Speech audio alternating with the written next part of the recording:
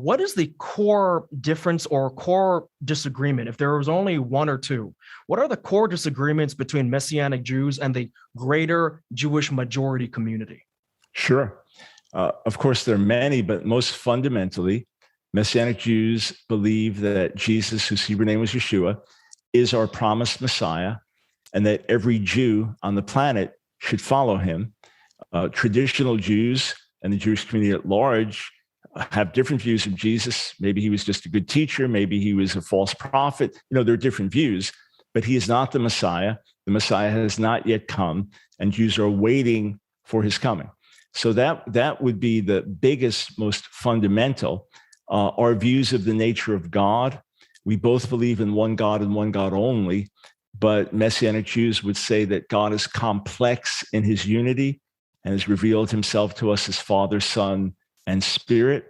And then when it comes to traditional Jews versus Messianic Jews by and large, Messianic Jews would say that the Torah is good and beautiful, but we are not obligated to keep it along with the traditions of the rabbis.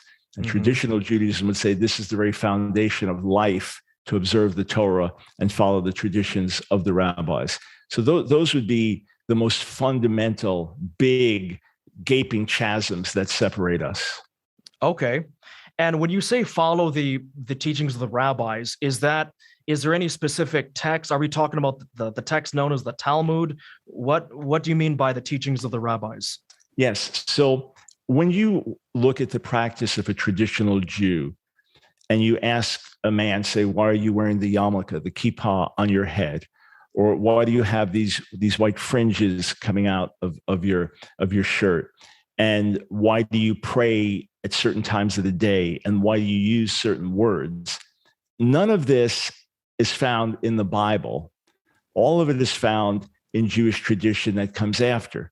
So that the foundation is what would be called Mishnah and Talmud. The Talmud, by the way, is 20 volumes and millions of words. Wow. So it's not just one text. But then the Talmud itself needs interpretation. So you have the ongoing traditions of the rabbis right to this day. In other words, you have law codes that lay out every bit of behavior through the day. So the Talmud is basically completed about 500 years after the time of Jesus. The first major law code comes about 500 or 600 years after that.